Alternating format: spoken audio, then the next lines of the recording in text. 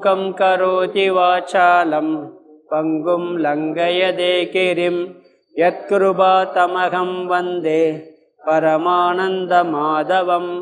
யம் பிரம்மா வருணேந்திர ருத்ரமருதக சுன்வந்தி திவ்யைஸ்தவைகை வேதை சாங்கபதக்ரமோபனிஷதை காயந்தி யம் சாமகாஹாம் தியானாவஸ்திததத்கதேன மனசா பஷ்யந்தி யம் யோகினோ யஸ்யாந்தம் ந விதுசுராசுரகணா தேவாய தஸ்மை நமக தேவாய தஸ்மை நமக. 4வது அத்தியாயம் ஞான கர்ம சந்நியாச யோகம்.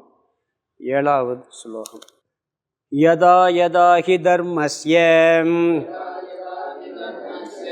க்ளானிர்பவதி பாரத அப்யுத்தானமதர்மஸ்ய ததாத்மானம் சுர்ஜாம்யகம். ஸ்ரீமத் பகவத்கீதை 4வது அத்தியாயம் ஞான கர்ம சந்நியாச யோகம். இதில் பகவான் எடுத்த உடனே இது வரைக்கும் சொன்ன தத்துவத்தை நான் சூரியனுக்கு சொன்னேன்னு சொல்லி ஆரம்பிக்கிறார். உடனே அர்ஜுனனுக்கு சந்தேகம் வருது. நீங்கள் இப்போ பிறந்தவங்க, அவர் சூரியன் முன்னாடி பிறந்தவர், எப்படி நீங்கள் அவர்களுக்கு சொன்னேன் என்பதை நான் நம்புவது அப்படின்னு கேட்குறான். உடனே அவர் என்ன சொல்கிறார், உனக்கு எனக்கும் பல பிறவிகள் கடந்து விட்டன, எல்லாத்தையும் நான் அறிவேன், நீ அறிய மாட்டாய் அப்படின்னார். பிறகு என்ன சொன்னார்னா, நான் எப்படி பிறக்கிறேங்கிற கருத்தை சொன்னார். நம்ம நிறைய அதுக்கு உதாரணமெல்லாம் பார்த்தோம். அதாவது கடவுள் எப்படி தோன்றுகிறார், நாம் எப்படி தோன்றுகிறோம்லாம் பார்த்தோம். சொல்லும் பொழுது நான் உண்மையிலே பிறக்கலை, அழியாதவன், ஞான சக்தி உடையவன், இருந்தாலும் கூட நான் எப்படி பிறக்கிறேன்னு சொன்னால் உங்களுக்கு எனக்கு வித்தியாசம் இருக்குன்னு சொல்லி சொன்னார். நம்மெல்லாம் எப்படி பிறக்கிறோம், மாயையின் வசப்பட்டு பிறக்கிறோம். பகவான் என்ன சொன்னார், நான் மாயையை வசப்படுத்தி பிறக்கிறேன், என்னுடைய மாயைன்ட்டார். அவருடைய கட்டுப்பாட்டில் மாயை இருக்குது. நாம் என்ன பண்ணுறோம், மாயையின் கட்டுப்பாட்டில் நாம் இருக்கோம். அந்த போலீஸ்காரன் உதாரணம் தான்.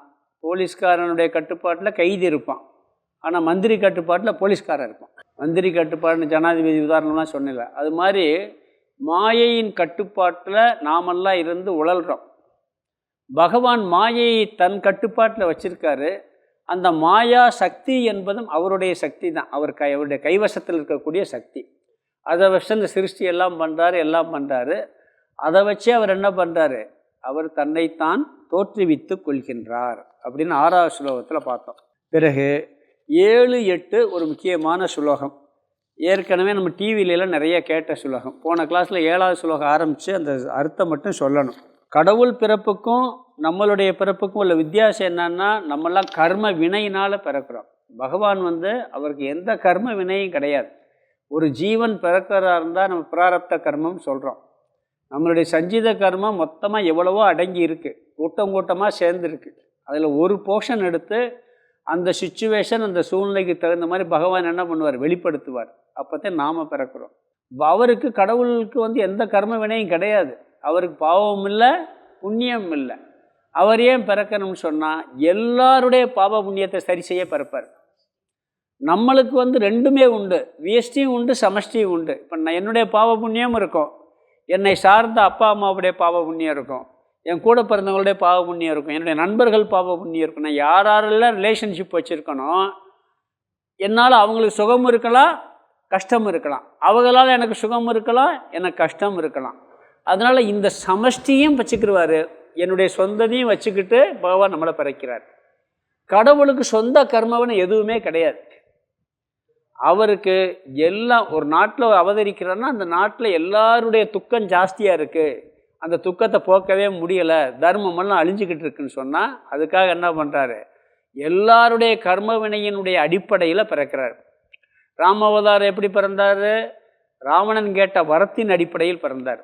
இரண்யகசிப்பு கேட்ட வரத்தின் அடிப்படையில் நரசிம்ம அவதாரம்.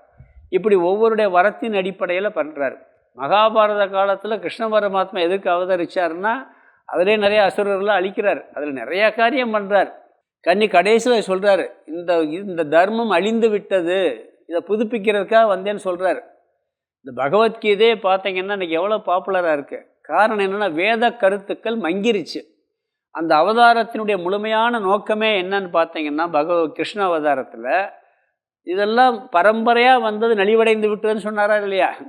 பரம்பரையாக வந்தது, அதனால் நஷ்டமாகி விட்டது, இப்போ உனக்கு சொல்கிறேன்னாரு.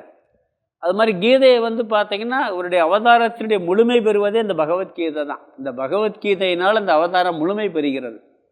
அப்போ இந்த அவதாரத்தினுடைய நோக்கம் என்ன? வேத கருத்துக்கள் மங்கிருச்சு, அதை சரி செய்ய வேண்டிய ஒரு வேலை இருந்தது.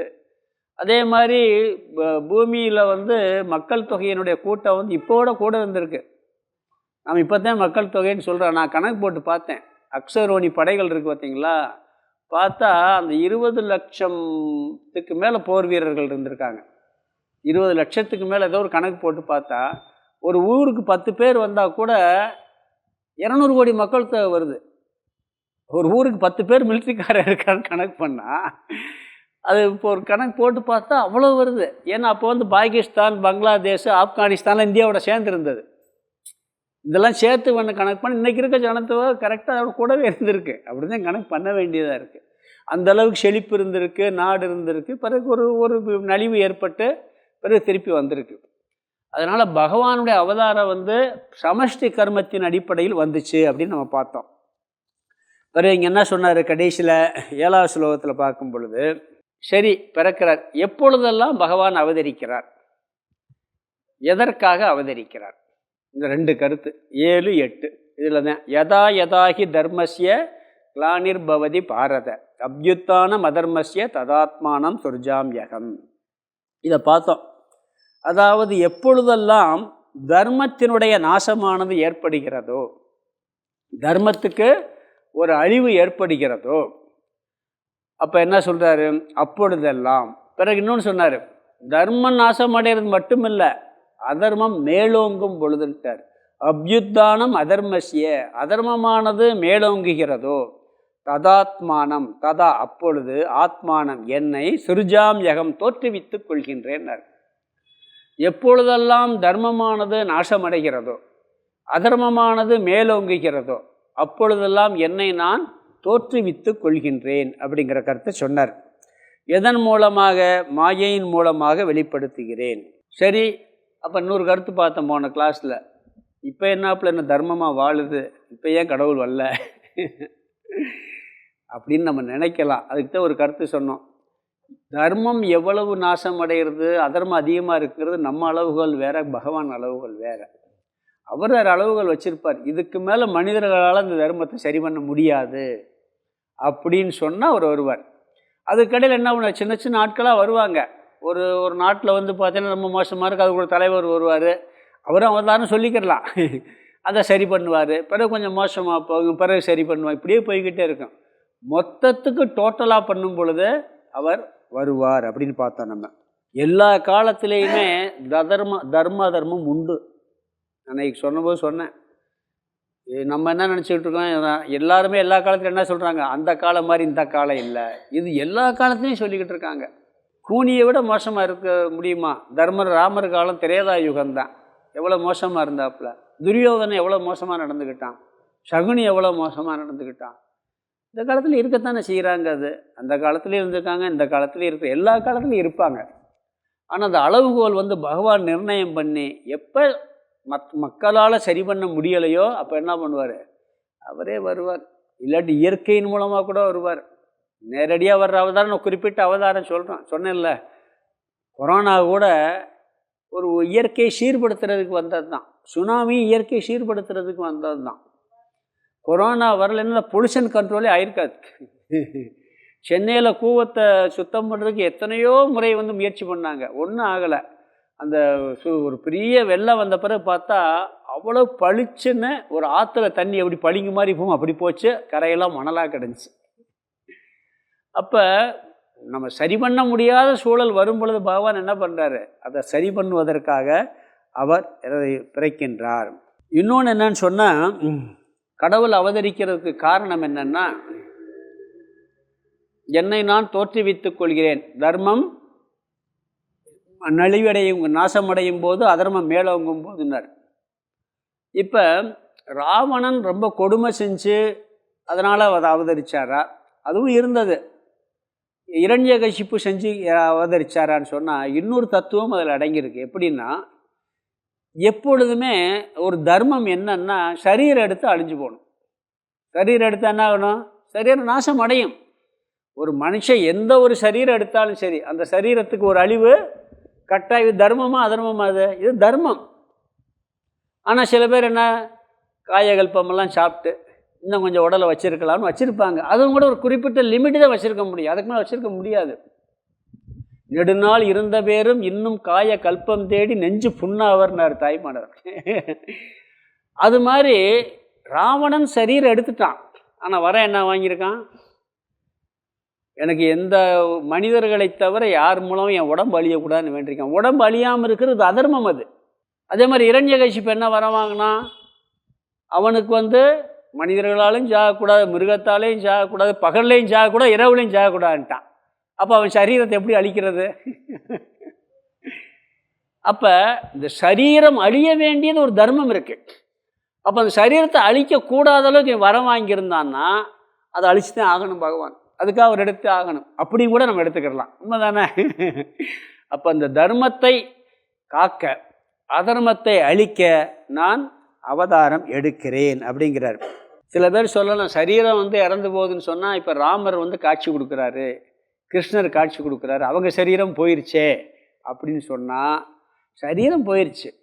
ஆனால் எந்த வடிவத்தில் நாம் விரும்புகிறோமோ அந்த வடிவத்தில் பகவான் காட்சி கொடுக்கக்கூடிய ஆற்றல் அவருக்கு இருக்குது. சில பேர் நான் ராமரை பார்த்தேன், கிருஷ்ணரை பார்த்தேன்னு சொல்லுவாங்க. நீ எந்த வடிவத்தில் நீ கடவுளை வழிபட்டாலும் அவர் தான் அனைத்து சக்தின்னு வழிபட்டேன்னா உனக்கு அந்த ரூபத்தில் அவர் காட்சி கொடுத்தே ஆவார். எருமக்கடா வடிவத்தில் காட்சி கொடுத்தான்னு பார்த்தோமா இல்லையா? குருவாயூரில் அது மாதிரி ராமர் வடிவத்திலையும் கொடுப்பாரு, பாலகிருஷ்ணன் வடிவத்து, குட்டி கிருஷ்ணன் வடிவத்திலையும் பார்ப்பார். அப்புறம் யுத்த வடிவத்தில் அங்கே மகா போரில் இருக்க வடிவத்தில் கேட்டேன்னா அப்படியே அவர் காட்சி தருவார். அந்த சரீரம் அழிந்தாலும் கூட அவர் நீ எந்த வடிவத்தில் பகவானை வழிபடுறையோ அந்த சரீரத்தில் காட்சி கொடுப்பார். ஏன்னா கிருஷ்ணர் சரீரமும் போயிருச்சு, ராமர் சரீரமும் போயிருக்கு. அதனால் ராவணன் சரீரத்தை அழிக்கிறதுக்கும் பிறந்தார், அவதாரம் எடுத்தார். இரண்யகசிப்பு சரீரத்தை அழிக்கிறதுக்கும் அவதாரம் எடுத்தார். இந்த சரீரத்தை அழிக்கிறதும் ஒரு தர்மம். அவன் செஞ்ச அதர்மத்துக்காக அழிக்கிறது ஒன்று. இன்னொரு விஷயம் இருக்குதுல்ல, 2 விஷயம் இருக்குது. அதனால் அந்த ஸ்லோகத்துக்கு 7வது ஸ்லோகம் யதா யதாகி தர்மஸ்ய, எப்பொழுதெல்லாம். ஸ்லோகத்துக்கு அர்த்தத்தை பார்த்துடலாம். இது எல்லாத்துக்கும் மனப்பாடம் தான் தீர்க்கணும். ஏன்னா அவ்வளோ டிவியில் கேட்டோம். அந்த காலத்தில் ரொம்ப பாப்புலர். மகாபாரதம் சீரியல் போட்ட உடனே பார்த்தா யதா யதாகி தர்மஸ்ய பரித்ராணாய சாதுராம் அடுத்த ஸ்லோகம் வருது. இது 2 போர்டு தான் சீரியலே ஆரம்பிப்பாங்க இந்த மகாபாரத சீரியலில். பாரத முதல் வரி கடைசி வார்த்தை பாரத. கூப்பிட்றாரு அர்ஜுனா, ஏ அர்ஜுனா, யதா யதாகி எப்பொழுது எல்லாம். யதானா எப்பொழுது, யதா யதாகினா எப்பொழுது எல்லாம், எப்பொழுதெல்லாம் தர்மஸ்ய தர்மத்தினுடைய கிளானிகி நாசமானது பவதி ஏற்படுகின்றதோ, எப்பொழுதெல்லாம் தர்மத்தினுடைய நாசமானது ஏற்படுகின்றதோ பாரத அர்ஜுனா.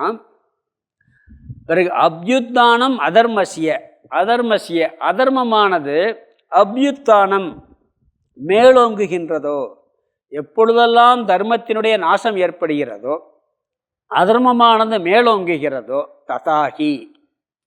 ததாங்கிறது அடுத்த வார்த்தை. ததான்னா அப்பொழுது, அப்பொழுது எல்லாம். ஆத்மானம் என்னை, ஆத்மானம்னா பகவான் சொல்கிறார் என்னை, அவரே சொல்லிக்கிறார் தன்னை, நான் என்னை. சிருஜாம் அகம், அகம்னா நான், சிருஜாமி அகம், அதை பிரித்தோம்னா சிருஜாமி அகம்னா நான், சிருஜாமினா தோற்றுவித்து கொள்ளுகின்றேன். இங்கு பகவான் எப்பொழுது அவதரிக்கிறாருங்கிற கருத்து வருது.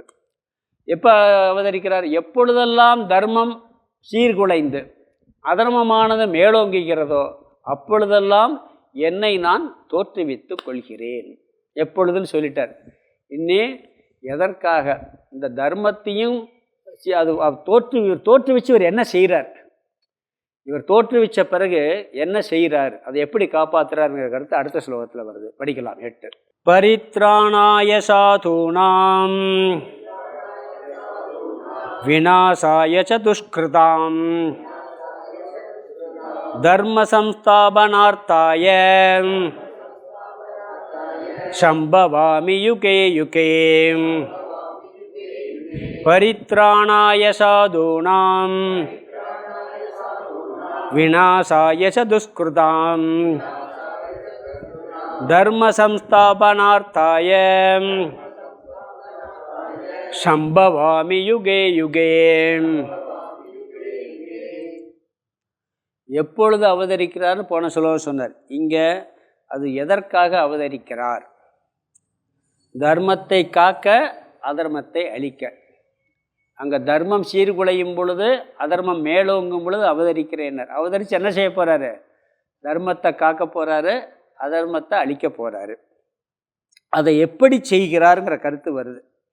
பிறகு எப்போன்னா யுகந்தோறும்னு ஒரு வார்த்தை சொல்லியிருக்கு. இல்லை யுகேன்னு சொல்லியிருக்கு. பார்ப்போம், விளக்கம் பார்க்கலாம். இங்கே எதற்காக அவதரிக்கிறார், எப்படி தர்மத்தை காக்கின்றார், அதர்மத்தை அழிக்கின்றார் அப்படிங்கிற கருத்து வருது. தர்மத்தை காக்கிறதுன்னு எப்படி காக்கிறது? ஒரு பொருளை பாதுகாக்கணும்னா ஒரு பெட்டியில் போட்டு பூட்டி வச்சிடலாம். விலை கூடின பொருளை வந்து இரும்பு பெட்டியில் போட்டு பூட்டி வைக்கலாம், இல்லை ஒரு ரூம்குள்ளே போட்டு பூட்டி வைக்கலாம், யாருக்கு கண்ணுக்கு தெரியாமல் மறைச்சி வைக்கலாம். ஆனால் தர்மத்தை எப்படி பாதுகாக்கிறது அப்படின்னா, தர்மத்தை யாரெல்லாம் பின்பற்றுகின்றார்களோ, தர்மத்தை யாரெல்லாம் கடைப்பிடிக்கின்றார்களோ அவர்களை காப்பதால் தர்மம் காப்பாற்றப்படும்.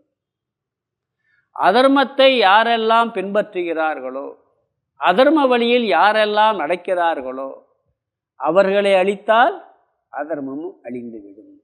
அப்போ தர்மம் செய்பவர்களை காத்து தர்மத்தை காக்கின்றேன், அதர்மம் செய்பவர்களை அழித்து அதர்மத்தை அழிக்கின்றேன். நேரடியாக தர்மத்தை அழிக்கிறது, அதர்மத்தை இப்படி தான் அழிக்க முடியும். இதுக்கு ஒரு உதாரணம் பார்க்கலாம். நம்ம நாட்டிலே பார்ப்போம். இந்த பழைய ஒரு கல்ச்சர்லாம் அழிஞ்சு போச்சு, கிராமிய கலை அழிஞ்சு போச்சுன்னு சொன்னால் என்ன பண்ணுவாங்க? அந்த கலைஞர்கள்லாம் கூப்பிட்டு அவங்களுக்கு ஊக்கத்தொகையெல்லாம் கொடுத்து அந்த கலையை அவங்கள காப்பாற்றினா அந்த கலை காப்பாற்றப்படும். இப்போ சங்கீதத்தை காப்பாற்றணும், ஒரு சங்கீதம் அழிகிறது மாதிரி இருக்குது. அப்போ என்ன பண்ணணும்? அந்த சங்கீத வித்வான்களை காப்பாற்றினா அது அழிய செய்யுது. பழைய இதெல்லாம் அழிஞ்சு போகக்கூடாது, கவர்மெண்ட்டே செய்யுது. இப்போ நிறையா கலாச்சாரம்லாம் அழிஞ்சு போகும்னு சொல்லி அவங்களுக்கு ஊக்கத்தொகை கொடுத்து அதில் என்ன பண்ணுறாங்க? அவங்கள காப்பாற்றினா அவங்க கடைப்பிடிக்கிற அந்த தர்மம் காக்கப்படும் அப்படிங்கிறாங்க. அதனால் யார் தர்மத்தை கடைப்பிடிக்கிறார்களோ அவங்கள சம்ஸ்கிருதத்தை காப்பாற்றணும்னு என்ன அர்த்தம்? சம்ஸ்கிருதம் யார் படிக்கிறாங்களோ அவங்கள நல்லா ஊக்குவிச்சு காப்பாற்றினா சம்ஸ்கிருதம் காப்பாற்றப்படும். பே பண்ணுறோமா இல்லையா? இப்போ வேதமெல்லாம் காப்பாற்ற நிறைய பேர் அதுக்காக முயற்சி பண்ணுறாங்க. புஸ்தகத்தை வச்சு காப்பாற்றுறதில்ல, பெட்டியில் வேதம் படிக்கிறவங்களுக்கு ஊக்கத்தொகை கொடுக்கறது, அவங்களுக்கு பரீட்சை வைக்கிறது, அதுக்கு பரிசு கொடுக்கறது. இன்றைக்கி திருக்குறளுக்கு நடக்குதே. 1300 இன்றைக்கி இருக்குது. 1330 குறளை ஒரு சின்ன குழந்தை சொல்லிச்சுன்னா உடனே 20,000 ரூபா. ஒரு அமைப்பே இருக்குது. அது என்ன அர்த்தம்? திருக்குறளை காப்பாற்றுறதுன்னு அர்த்தம். அது மாதிரி யார் தர்மத்தை பின்பற்றுகின்றார்களோ அவர்கள் காக்கப்பட்டால் தர்மம் காக்கப்படும். அது கலையானாலும் சரி, எதுவானாலும் சரி. தர்மமானது ஒரு கலையானது அந்த கலையை பின்பற்றுபவர்களை சார்ந்து இருப்பதை போல தர்மமானது தர்மத்தை கடைப்பிடிப்பவர்களை சார்ந்து இருக்கின்றது. சாதுனாம்ங்கிறார். சாதுனா சாதுக்கள்னு அர்த்தம் கிடையாது. தர்மத்தை கடைப்பிடிப்பவர்கள், தர்மப்படி வாழ்பவர்கள், அவர்களை காப்பாற்றினால் தர்மமானது காப்பாற்றப்படும். அதனால் முதல் வரியில் பார்த்தீங்கன்னா சொல்கிறார், பரித்ராணாய சாதுனாம். சாதுனானா தர்மப்படி வாழ்பவர்களை பரித்ராணாய காப்பாற்றுவதற்காக. யாரெல்லாம் தர்மப்படி வாழ்கிறார்களோ, தர்மத்தை கடைப்பிடித்து வாழ்கிறார்களோ அவர்களை காப்பாற்றுவதற்காக நான் அவதாரம் எடுக்கிறேன். சரி, தர்மப்படி வாழ்வளை காப்பாற்றிட்டு அதர்மம் செய்கிறவங்களை விட்டால் என்னாகும்? அவன் வந்து இவங்களை அழிச்சு போடுவானா இல்லையா? அதனால அடுத்த வரி சொல்கிறார். முதல் வரியிலே 2வது பகுதி, விநாசாயச துஷ்கிருதாம். அதாவது துஷ்கிருதாம்னா அதர்மப்படி வாழ்பவர்களை அழிப்பதற்காக. முதல் வார்த்தை தர்மப்படி வாழ்பவர்களை பரித்ராணாய காப்பாற்றுவதற்காக. சாதுனாம்னா தர்மப்படி வாழ்பவர்கள். சாதுனாம் பரித்ராணாய சாதுனாம், தர்மப்படி வாழ்பவர்களை காப்பாற்றுவதற்காக. 2வது வார்த்தை விநாசாயச்ச துஷ்கிருதாம்ட்டார். துஷ்கிருதாம்னா அதர்மப்படி வாழ்பவர்கள், விநாசாயன் என்ன? அவர்களை அழிப்பதற்காக. தர்மப்படி வாழ்பவர்களை காப்பாற்றி அதர்மப்படி வாழ்பவர்களை அழித்து இவர் இந்த தர்மத்தை நிலைநாட்டுகிறார். நல்லவர்களை காக்க, கெட்டவர்களை அழிக்க. இப்படி செஞ்சால் என்ன நடக்கும்? தர்மம் காப்பாற்றப்படும் சொல்கிறார் அடுத்த வரியில். தர்மசம் ஸ்தாபனார்த்தாய, தர்மமானது ஸ்தாபனம்னா நிலைநாட்டுதல், அர்த்தாய அதற்காக, தர்மத்தை நிலைநாட்டுவதற்காக. தர்மசம் ஸ்தாபனார்த்தாயன்னா இப்படி செய்கிறதுனால தர்மமானது நிலைநாட்டப்படுகிறது. தர்மம் செய்பவர்களை காப்பாற்றி அதர்மம் செய்பவர்களை அழித்தால் தர்மமானது நிலைநாட்டப்படுகிறது. எப்போ? சம்பவாமி யுகே யுகே. ஒவ்வொரு யுகத்துலேயும் அர்த்தம் கிடையாது இதுக்கு. யுகே யுகேன்னா யுகம்னு சொன்னால் மொத்தம் 4 யுகத்துக்கு 4 அவதாரம் தான் வரணும், 10 அவதாரம் வரக்கூடாது. அப்படித்தானே வரணும். யுகே யுகேன்னா யுகந்தோறுங்கிற அர்த்தத்தை விட எப்படின்னா எப்பொழுதும் எந்தெந்த காலத்தில் அவசியமோ அந்தந்த காலத்தில் அர்த்தம். யுகே யுகேன்னா யுகந்தோறுங்கிற அர்த்தத்தை விட எந்தெந்த காலத்தில் தேவையோ அந்தந்த காலத்தில் அவர் அவதரிக்கின்றார். பிறகு இந்த யுகத்தில் அவதாரம் எடுத்துட்டாரு, இனிமேல் எடுக்கவே மாட்டார் நம்ம நினச்சிக்கிட்டு இருப்போம். பிறகு யுகம் தோறும் அப்படி தான் பொருள் ஆயிரும். இங்கே அப்படி இல்லை. எப்பொழுதெல்லாம் அதர்மம் மேலோங்கி இருக்கிறதோ அப்பொழுதெல்லாம் இவர் என்னை நான் தோற்றுவித்துக் கொள்கிறேன்ட்டார். சரி, அதர்மத்தை அழிக்கிறதுனால, அதர்மம் செஞ்சவங்களை அழிக்கிறதுனால அவரும் கொலை தானே பண்ணுறாரு பகவானும். அவரெல்லாம் ஆள்கள்லாம் கொல்லலாமா? இதெல்லாம் நியாயமா? அப்படின்னு கூட சில நேரம் கேட்கலாம். ஆனால் அதுவும் கூட அவங்களுக்கு நல்லதும் செய்கிறார். ஒருத்தன் கத்தி எடுத்து ஒருத்தர் குத்த போகிறான், அவனை நம்ம கத்தியை ஒருத்தர் தடுத்து நிப்பாட்டுறோம், அந்த கத்தியை அவங்க கையிலே கிழிச்சிருதுன்னு வச்சுக்கலாம். இல்லை இவரே 100 கத்தியை வச்சு அவன் கையில் கிழிச்சு அந்த கத்தியை பிடுங்குறோம்னு வச்சுக்கோங்க. அவனுக்கு நல்லது கெடுதல் பண்ணுறோமா நல்லது பண்ணுறோமா? அவன் மீண்டும் அதர்மம் செய்யாமல் நம்ம காப்பாற்றிக்கிறோம். சில பேர் துப்பாக்கி எடுத்து சுட போகிறான், உடனே இவர் என்ன பண்ணுவார்? இப்போ சினிமாவிலலாம் காமிப்பான், வில்லன் என்ன பண்ணுவார்? எல்லாத்தையும் சுடுறதுக்கு துப்பாக்கி எடுத்து சுடுறதுக்கு ரெடியாக இருப்பார். ஹீரோ அவனை சுட்டு போடுவார். அப்போ கொலையான்னா இல்லை, அதாவது தர்மம் செய்கிறவங்கள காப்பாற்றுறாங்க, அதர்மம் செய்கிறவனை அதுக்கு மேலே அதர்மம் செய்ய விடாமல் பண்ணிடுறார். அவன் மேலும் மேலும் செஞ்சுக்கிட்டு அவனுக்கு தானே பாவம். அவனை பாவம் செய்ய விடாமல் தடுக்கிறது ஒரு தர்மம். அவன் உயிரோடு இருந்தால் என்ன பண்ணுவான்? இன்னும் அதிகமாக பாவம் பண்ணிக்கிட்டே இருப்பான். அப்போ என்னது? அவனுக்கு நல்ல விஷயம் என்ன செய்யணும்? அவனுக்கு இப்போ தூக்கு தண்டனையே கோர்ட்டில் எது கொடுக்குறாங்க? இவனை திருத்தவே முடியாதுன்னு என்ன பண்ணிடுவார்? இவ்வளோ பெரிய குற்றம் பண்ணிட்டான், இனி இவனை திருத்தினா உயிரோடு இருந்தால் இன்னும் இவனும் பாவம் பண்ணுவான், இன்னும் நிறையா பேர் கெடுதலும் வரும்னான்னு தூக்கு தண்டனை கொடுக்குறாங்க. அது மாதிரி பகவான் என்ன பண்ணுறாருன்னா 2 பேருக்கு நல்லது செய்கிறார். ஒன்று தப்பு பண்ணுறவங்க நல்லது செய்கிறார். ஏன்னா அவருக்கு யாருக்கு ராகத்வேஷம் இல்லை, பின்னாடி வருது அந்த கருத்தெல்லாம். அவனும் திருப்பி அதர்மம் பண்ணாமல் இருந்தால் பாவம் குறையும் அவனுக்கு, அவனை அழிச்சிட்டான். அதனால் பகவான் ஒருத்தனை அழிக்கிறது நல்லதுக்கே பண்ணுவார், கெட்டதுக்கு பண்ண மாட்டார். இன்னொன்று மற்றவங்களுக்குமே கெடுதல் பண்ண மாட்டான். அதற்காக இவர் என்ன பண்ணுறாருன்னா அப்படி பண்ணுறாரு. பகவான் அவர்களை நாசப்படுத்துறதுன்னா அவங்க ஸ்தூல சரீரத்தை நாசப்படுத்துகிறார். ஏன்னா இந்த உடம்பை வச்சுக்கிட்டு தான் அவன் எல்லா கெட்டதும் பண்ணிக்கிட்டு இருக்கான். அவன் சூக்ஷ்ம சரீரத்தை நாசம் பண்ண முடியாது. அதை நாசம் பண்ணுறதுன்னா ஞானத்தை கொடுத்தே நாசம் பண்ண முடியும். சூக்ஷ்ம சரீரத்தை நாசம் பண்ணணும்னா ஞானம் வந்தால் தான் சூக்ஷ்ம சரீரம் நாசமாகும்.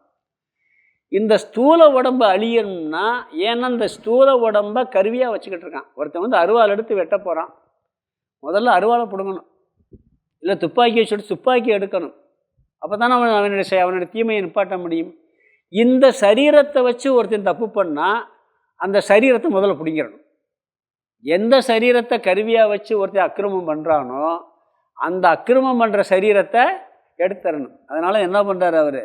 இனிமேல் இந்த உடம்புல இருந்தேன்னா நீ இன்னும் ரொம்ப அக்கிரமம் பண்ணுவ, அதனால் இந்த உடம்பை நான் எடுத்துறேன்னு சொல்லி பகவான் அதை எடுக்கின்றார். இந்த ஜீவாத்மாவுக்கு பாபத்தை செய்வதற்கும் புண்ணியத்தை செய்வதற்கும் கருவியாக இருப்பது இந்த ஸ்தூல உடம்பு. இந்த உடம்பு புண்ணியம் செஞ்சால் பரவாயில்ல விட்டுடலாம், ரொம்ப பாவத்தை செஞ்சுன்னா முதல்ல இந்த கருவியை பிடிங்கிடணும். எதை? இந்த பாவம் செய்கிற கருவியை. ஒருத்தர் நல்லா இருக்கார், உடம்பு ஆரோக்கியமாக இருக்குது, ஆரோக்கியமாக இருந்தால் நல்லதும் பண்ணலாம் கெட்டதும் பண்ணலாம். உடம்பு ஆரோக்கியம் இல்லைன்னா ஒன்றுமே பண்ண முடியாது. உடம்பு ஆரோக்கியமே இல்லைன்னா நல்லதும் பண்ண முடியாது கெட்டதும் பண்ண முடியாது. உடம்பு ஆரோக்கியத்தை வச்சு நல்லது பண்ணால் பரவாயில்ல, கெட்டது பண்ணால் என்ன பண்ண முடியும்? பிடிங்கித்தான் ஆகணும். அதனால் என்ன சொல்கிறாரு சொன்னால், இவர்கள் இந்த ஸ்தூல உடலை வைத்து பாவம் செய்வதால், அதர்மம் செய்வதால், அதர்மம் செய்வதற்கு கருவியாக இருந்த அந்த ஸ்தூல உடலை நான் எடுத்து விடுகிறேன்கிறார் பகவான். பகவான் கருணாமூர்த்தியெல்லாம் சொல்லிட்டு இப்படிலாம் அவர் எடுக்கலாமன்னா கருணை புரிகிறாரு. யார்? ராவணனுக்கும் கருணை புரிஞ்சிருக்காரு, இரண்யகசிபியும் கருணைதான் புரிஞ்சிருக்காரு. ஏன்னா கருணையினுடைய எல்லை தான் அது. கருணை இல்லாட்டி ரொம்ப அக்கிரமம் பண்ண விட்டுக்கிட்டே இருந்தால் என்ன அர்த்தம்? அவனை கெடுக்கிறதாக அர்த்தமாயிரும். இன்னும் அவனை கெடுக்கிறதாக அர்த்தமாயிரும். அதனால் என்ன சொல்கிறாருன்னா, உலக நன்மைக்காகவும் யார் அதர்மம் செய்கின்றானோ அவனது நன்மைக்காகவும் தாங்கிறார். யார் அதர்மம் செய்கிறானோ அவனுடைய நன்மைக்காகவும் உயிரை அவர் உடம்பு எடுத்துடுறாரு. உடம்பு எடுக்கிறதில்ல, விநாசம், அழித்தல். அதனால் இங்கே என்ன சொல்கிறான்னு சொன்னால், நம்ம உடம்புக்கு கூட பகவான் சில நேரம் பலவீனம் ஆக்குனார்னா ஏதோ ஒரு காரணம் இருக்கும். நோய் வந்தால் கூட அதுக்கு ஒரு காரணம் இருக்கும், இல்லாமல் இருக்காது. சில நோயெல்லாம் பார்த்தோம்னா உடம்பை சரி செய்கிறதுக்கு வருதும்பாங்க. காய்ச்சல் சில விஷயங்கள் கூட உடம்பை சரி செய்கிறதுக்கே பகவான் கொடுக்குறான்னு சொல்லுவாங்க. ஒரு ஊரில் ஒரு கிராமத்தில் ரொம்ப ஒருத்தன் அதர்மம் செஞ்சுக்கிட்டு இருந்தான். பல வருஷம் கழித்து பார்த்தா நோய்வாய்ப்பட்டு ரொம்ப மோசமாக அடங்கி ஒடுங்கி கிடந்தான். ஊரில் எல்லாருமே சொன்னாங்க, இவன் செஞ்ச இந்த உடம்பு நல்லா இருந்தால் இன்னும் அக்கிரமம் பண்ணியிருப்பான், இந்த உடம்பு நல்லா இருந்தால் இன்னும் அவன் சக்தியெல்லாம் போயிடுச்சு, அந்த அதர்மம் பண்ணக்கூடிய சக்தியெல்லாம் போயிடுச்சு, பிடிக்கிட்டார் பகவான். அப்போ ஊர்லேயே சொல்கிறாங்க, இந்த மாதிரி எங்கள் ஊரில் ஒன்று நடந்துச்சு. நான் சின்ன வயசில் ஒன்று பார்த்தேன். கிராமம் அது ஆரம்பத்தில் ஒரு சின்ன கிராமத்தில் மோசமாக இருந்த ஏரியா. அதெல்லாம் ஒருத்தனை பார்த்தேன் நான் சின்ன வயசில். அப்போ மயங்கெல்லாம் இருக்கான், சாப்பாடு போடல, கை கால் வரல, தெருவில் பிச்சை எடுக்க கூட முடியல, இழுத்துக்கிட்டு இருக்கான். என்ன இவ்வளோ பாவமாக இருக்கே, அவனுக்கு ஏதாவது ஒரு ஹெல்ப் பண்ணக்கூடாதான்னு ஒரு இறக்கத்தில் கேட்டால், இவன் பண்ண பாவமெல்லாம் உனக்கு தெரியுமா அப்படின்னு ஒரு பெரியவர் என் வைகிறாரு. இவன் பண்ண பாவம் தெரியுமா? அதாவது தனியார் பெண்கள் இந்த வயசான தன்னட்டியை போட்டுருந்தா அப்படியே அத்துட்டு வந்துடுவாராம். கையை விரித்து பார்த்தா அதை துடிக்குமா, அவ்வளோ பாவம் பண்ணாங்கிறார்.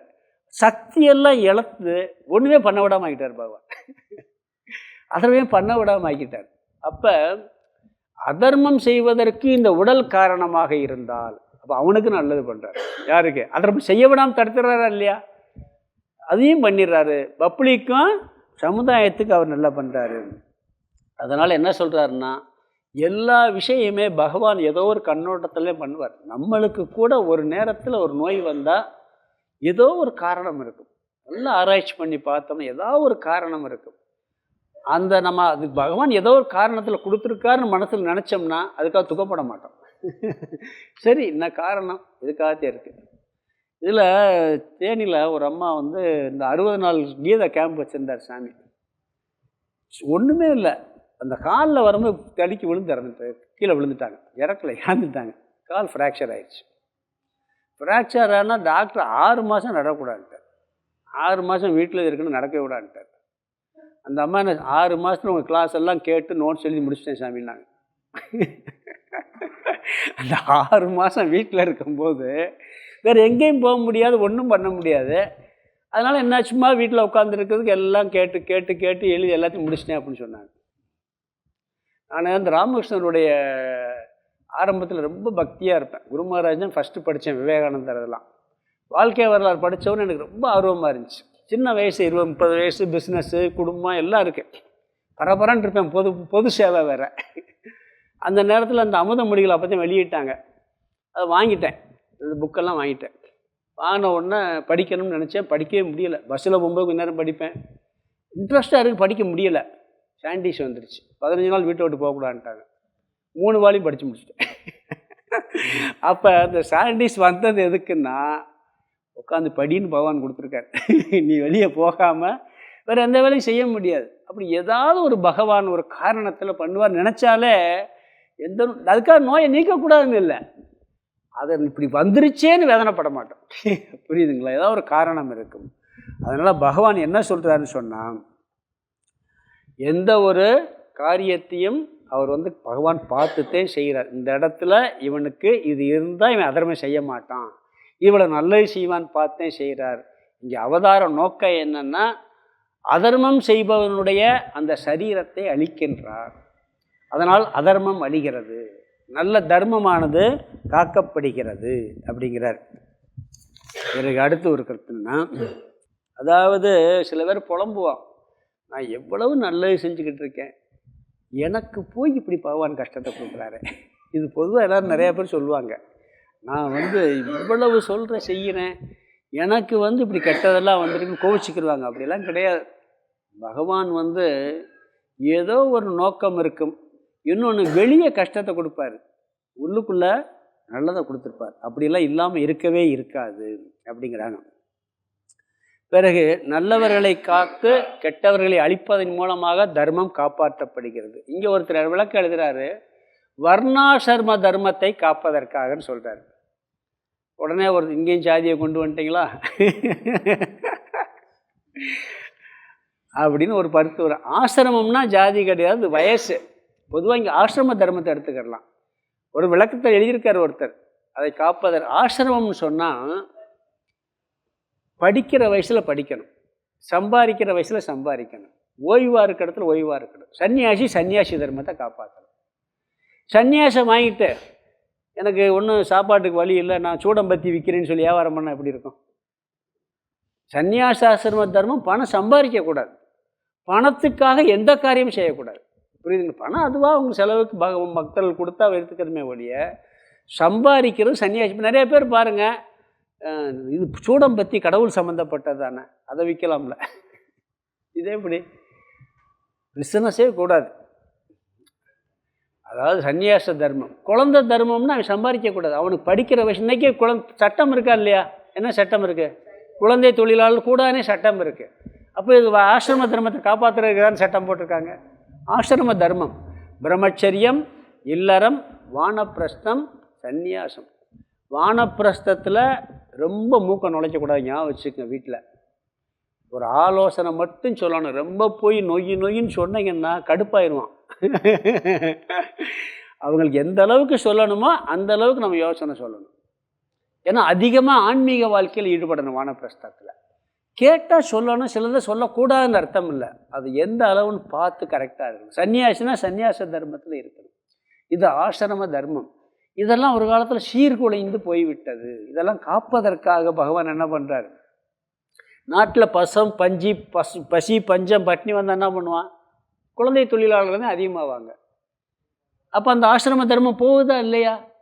அதே மாதிரி இன்னொருத்தருடைய தர்மத்தை இன்னொருத்தர் பண்ணுவார். இப்படி எல்லாம் பண்ணி ஒரு குழப்பத்துக்கு வந்துடும். அதெல்லாம் சரி செய்வதற்காக அவதாரம் எடுக்கிறான்னு ஒருத்தர் சொல்லியிருக்கார். அதாவது ஒவ்வொருத்தருக்குன்னு சொல்லி சுவதர்மம்னு ஒன்று இருக்குது. அந்த சுதர்மத்தை செய்யாமல் அதர்மத்தை பரதர்மத்தை செய்கிறது. டாக்டர் வேலையை பார்க்கணும், இதுதான் வர்ணம்ங்கிறது. அவர் இன்ஜினியர் வேலையை பார்க்கக்கூடாது. இப்போ டாக்டருக்கு படிச்சுட்டு நல்லா டாக்டர் படிச்சிருக்கிறாரு, அதை வைத்தியம் பார்த்துக்கிட்டு ஒரு இடத்துல ஒரு கட்டட வேலை இருக்குது. இன்ஜினியர்ஸ் இது சரியாக வராது, நான் சொல்கிறது இப்படி செய்யணும், அப்படி இருக்கும். சரியாக இருக்குமா? அது அதில் இன்ஜினியர் வேலையை டாக்டர் இப்படி பார்த்தா, அப்போ ஒருத்தருக்குன்னு ஒரு தொழில் அமைஞ்சிருக்கு, அந்த தொழில் அவர் பார்த்துக்கிட்டு இருக்கிறார். அதில் இன்னொரு தொழிலில் போய் ஓரளவுக்கு தெரிஞ்சுக்கலாம் மொழியை முழுசாக அதில் போய் தெரிஞ்சால் தெரியாத தொழிலில் போய் செய்யக்கூடாது. சில பேர் என்ன பண்ணுவான், இவனுக்கு நல்லா தெரிஞ்சிருக்க ஐஏஎஸ் படிக்கணும்னு ஆசையாக இருந்திருப்பான், அவனை போயிட்டு அவனுக்கு அதில் இன்ட்ரெஸ்ட்டாக இருக்க விட்டுப்பட்டு வேறு இதில் படிக்க வச்சா அப்படி இருக்கும். இப்படி தர்மங்கள் எல்லாம் தனக்கு விருப்பம் அல்லதை விட்டுப்பட்டு வேறு எதுக்கு போகிறது. ஸ்வதர்மத்தை விட்டு பரதர்மத்தை காப்பது, ஆசிரம தர்மத்தை காப்பது, இதற்காக பகவான் அவதரிக்கின்றார். இதுதான் தர்மத்தை காப்பதுன்னு ஒருத்தர் சொல்கிறார். அதாவது இன்னொரு இடத்துல ஒருத்தர் சொல்கிறார், இந்த லஞ்சம் கொடுக்குறோம் பார்த்தீங்களா, லஞ்சம் வெளிநாட்டில் எது கொடுப்பாங்களா தெரியுமா? அதாவது ஒரு வேலையை ஒரு கவர்மெண்ட் ஆஃபீஸர் ஒரு வேலையை செய்ய வேண்டியிருக்கு, அதை மாற்றி செய்கிறதுக்கு லஞ்சம் கொடுப்பானான். இந்த வேலையை செய்யாமல் வேறு மாதிரி செஞ்சு கொடுன்னு சொல்லி அங்கே அதுக்கு தான் லஞ்சம் கொடுப்பானான். நம்ம நாட்டில் எதை செய்யணுமோ அதுக்கு லஞ்சம் கொடுக்கணும். எதை செய்யணும், அவருடைய டியூட்டி எதுவோ அவர் டியூட்டி அது. அங்கே டியூட்டி செய்யாமல் வேற எதை செய்கிறதுக்கு லஞ்சம் கொடுப்பானான். அவரோட டியூட்டியை செய்கிறதுக்கு லஞ்சம் கொடுக்க மாட்டானா. இங்கே ஒரு டியூட்டியை செய்யணும்னு வச்சுக்க, ஒரு கையெழுத்து போடணும், பட்டா கொடுக்கணும், அது ஒரு டியூட்டியாக இல்லையா? பத்திரமெல்லாம் பதிஞ்சாச்சு, எல்லாம் பண்ணியாச்சு, டியூட்டியாக இல்லையா? பத்திர பதிவாக பதிஞ்சு கொடுக்குறது ஒரு டியூட்டியாக இல்லையா? அதுக்கு எது காசு கொடுக்கணும்? ஒரு சிஸ்டமே ஆகிப்போச்சு. இது அதர்மங்கிறது. செய்கிற வேலைக்கே அதாவது மாற்றி செஞ்சால் கூட கொடுத்தா பரவாயில்ல, அதை செய்கிறதுக்கே கூட கொடுக்குறோம். கடமையை செய்கிறதுக்கு லஞ்சம் கொடுக்க வேண்டியிருக்கு. அங்கே கடமையை மாற்றி செய்கிறதுக்கு லஞ்சம் கொடுப்பானா வெளிநாட்டில். இங்கே கடமையை செய்வதற்கே கொடுக்க வேண்டியது இருக்குது. பகவான் எப்பொழுதுமே நீ போகத்தை அனுபவிக்க வேண்டாம், சுகத்தை அனுபவிக்க வேண்டாம்னு பகவானும் சொல்லலை, சாஸ்திரமும் சொல்லலை. ஞாபகம் வச்சுக்கோங்க. எந்த சாஸ்திரமுமே இந்த உலகத்தில் வாழ்ந்தால் உடல் ரீதியாக சில சுகம் இருக்குது, எல்லாம் அந்த அதெல்லாம் அனுபவிச்சுதான் ஆகணும். வாழ்வதற்கே சாப்பிட்றான், ருசியாக சாப்பிடக்கூடாதுன்னு யாராவது சொன்னாங்க? கட்டுப்பாடு இருக்கா? சாப்பிட்றது ருசியாக இருக்கணும்னே சொல்கிறாங்க, அறுசுவை இருக்கணும்னே சொல்கிறாங்க. உணவில் கூட சில சிஸ்டம் வச்சுக்க, ஒரு முறை வச்சுக்க, ஒரு ஒழுங்குபாடு வச்சுக்கன்னு சொல்கிறார். அதில் ஒரு தர்மம் இருக்கணும். நீ அனுபவிக்கின்ற விஷயங்களில் தர்மம் இருக்கணும். எந்த சுகத்தையும் அனுபவிக்கக்கூடாதுன்னு கடவுள் சொல்லவே இல்லை. அதனால் என்ன சொல்கிறாருன்னா, நீ தர்மத்தை விட்டு விட்டு சுகத்தை அனுபவித்தாலும் தப்புங்கிற. நீ என்ன உனக்கு ரீசனோ அதுபடி நீ அனுபவிச்சுட்டு வாழுங்கிறார். இதோடு என்ன பண்ணுறாருன்னா, அப்படி அதர்மம் செய்பவர்களை, அதர்மத்தை அழிக்கிறதுக்கு அதர்மம் செய்பவர்களை அழிக்கின்றேன், தர்மம் செய்பவர்களை காக்கிறேன்னு சொல்கிறார். இதோட அவதார தத்துவத்தை முடிச்சிட்டார். இந்த பரித்ராணாய சாதுனாம் கூட 8வது ஸ்லோகத்தோடு அதை முடிக்கிறார். அர்ஜுனன் என்ன கேட்டான்? நீங்கள் நான் இப்போ பிறந்திருக்கேன், நீங்கள் இப்போ பிறந்திருக்கீங்க, முன்னாடி எப்படி சொன்னீங்கன்னு கேட்டான். இவர் அதுக்கு அவதார தத்துவத்தை சொல்ல ஆரம்பிச்சிட்டார். இந்த பகவத்கீதையில் பார்த்தீங்கன்னா அர்ஜுனன் கேட்ட கேள்வி ஒன்றா இருக்குன்னு சொல்கிற பதில் ஒன்றா இருக்குது. பூராமே கர்மமா ஞானமானு கேட்பான். 5வது அத்தியாயத்தில் அப்படித்தான் வரப்போகுது. அந்த கேள்விக்கு அது கொஞ்சம் பார்த்தீங்கன்னா சம்மந்தம் இல்லாத மாதிரி தெரியும். இவர் சொல்கிற பதில் ஏதோ சுற்றி கொண்டு போய் அங்கே போய் சொல்வார். இங்கே என்ன சொல்கிறாருன்னா, அவதார புருஷனாக நான் இருப்பதால் தான் எல்லாவற்றையும் அறிகிறேன்னு சொல்கிறார். நீங்கள் அப்போ எப்படி சொன்னீங்க அப்படிங்க நான் எப்படி நம்புறதுன்னு கேட்கும்போது, நான் அவதார புருஷன், அதனால் எனக்கு எல்லாவற்றையும் தெரியும், அதனால் நான் சூரிய பகவானுக்கு சொன்னேன் என்பதும் தெரியும் அப்படிங்கிறார். அன்னைக்கு சொன்னதை இன்னைக்கு கிருஷ்ண அவதாரத்தில் உனக்கு எடுத்து சொல்கின்றேன். அவதாரத்தில் எப்பொழுதுமே கர்ம பந்தத்தினால் அவர் பிறக்கிறது கிடையாது, அதை ஞாபகம் வச்சுக்கணும். மக்களுக்காக சமஷ்டிக்காகத்தான் பிறக்கின்றார். இதோட அவதாரத்தை சொல்லி முடிச்சிட்டார். இனி இந்த அவதார கருத்து இந்த கீதையில் இனி வரப்போகிறதே இல்லை. இந்த அவதாரத்தை பற்றிய கருத்து இந்த கீதையில் வராது. இன்னும் இந்த அத்தியாயத்தினுடைய தலைப்பு என்ன? ஞான கர்ம சந்நியாச யோகம். இனி கருத்து இந்த அத்தியாயத்திலேருந்து வேதாந்த கருத்து முக்கியமான கருத்து வருது 4வது அத்தியாயத்தில். ஞான கர்ம சந்நியாசங்கிறது ஒரு தத்துவம். அதாவது அறிவினால் செயலை துரத்தல்னு சொல்லும் பொழுது ஆத்ம தத்துவத்தையும் கடவுள் தத்துவத்தையும் நன்கு அறிந்தால்தான் இதே புரியும். அது ஞான கர்ம சந்நியாசங்கிறதே புரியும். அதுக்காக என்ன பண்ணுறாரு, அடுத்து இந்த டாப்பிக்கை ஆரம்பிக்க போகிறார் அவர். 9வது ஸ்லோகத்திலிருந்து 8வது ஸ்லோகத்துக்கு அர்த்தத்தை பார்த்துடலாம். பரித்ராணாய சாதுனாம் விநாசாயச்ச துஷ்கிருதாம். எளிமையான ஸ்லோகம் தான். சாதுனாம்னா நல்லவர்களை, தர்மப்படி வாழ்பவர்களை, பரித்ராணாய காட்பதற்காகவும், விநாசாயச்ச துஷ்கிருதாம், துஷ்கிருதாம்னா தீயவர்களை, அதர்மப்படி வாழ்பவர்களை, விநாசாயச்ச அழிப்பதற்காகவும். முதல் வரி நல்லவர்களை காப்பதற்காகவும் அதர்மிகளை அழிப்பதற்காகவும். 2வது வரி தர்ம சம்ஸ்தாபனார்த்தாய, தர்மத்தை நிலைநாட்டுவதற்காகவும். இதனால் என்ன பண்ணுறாரு, தர்மத்தை நல்லவர்களை காத்து கெட்டவர்களை அழிக்கிறதுனால தர்மத்தை நிலைநாட்டுவதற்காகவும். எப்போ அவதரிக்கிறாரு? சம்பவாமி யுகே யுகே, யுகந்தோறும் இதில் இருக்க. அது அந்தந்த காலத்தில் அவ்வப்பொழுது சம்பவாமி, நான் என்னை தோற்றுவித்துக் கொள்கின்றேன், அவதரித்துக் கொள்கின்றேன். இங்கே எதற்காக அவதரிக்கிறாருன்னு சொல்லிட்டார். தர்மத்தை காக்க, அதர்மத்தை அழிக்க. அப்போ என்ன பண்ணுறார்? அப்போ அதர்மம் பண்பவரை அழித்து தர்மம் பண்பவரை காக்கின்றார். எப்பொழுதெல்லாம் தேவையோ அப்பொழுதெல்லாம் அவர் அவதரிக்கின்றார். ராமகிருஷ்ணர் உபதேசத்தில் சொல்வார், அவதார புருஷர் கடவுளுடைய பிரதிநிதிம்பார், ஈஸ்வரனுடைய பிரதிநிதி. ஒரு ராஜா பிரதிநிதி அனுப்பிச்சு அங்கே அக்கிரமம் நடக்குது, சரி பண்ணிட்டு வா, அங்கே சரி பண்ணிட்டு வர்றது மாதிரி பகவானே தன்னுடைய ஒரு அம்சமாக வெளிப்படுறார். கிருஷ்ணர் அவதாரம் எடுத்த பிறகு அங்கே வைகுண்டத்தில் அவர் இல்லாமல் போயிடுவாருன்னு அர்த்தம் கிடையாது. ஏன்னா அவருடைய தத்துவம் வேறு. அதெல்லாம் முழுசாக புரிஞ்சால், கடவுள் தத்துவத்தை புரியும்போது அதெல்லாம் புரியும். அங்கேயும் இருப்பார், இங்கேயும் இருப்பார் அவர். அடுத்த ஸ்லோகம் 9 படிக்கலாம். ஜன்ம கர்மச்ச மே திவ்யம் ஏவம் யோ வேதி தத்வதஹ த்யக்த்வா தேகம் புனர்ஜன்ம நைதி மாமேதி சோ அர்ஜுன ஜன்ம கர்ம ச மே திவ்யம் ஏவம் யோ வேத்தி தத்வதக த்யக்த்வா தேகம் புனர்ஜன்ம நைதி மாமேதி சோ அர்ஜுன.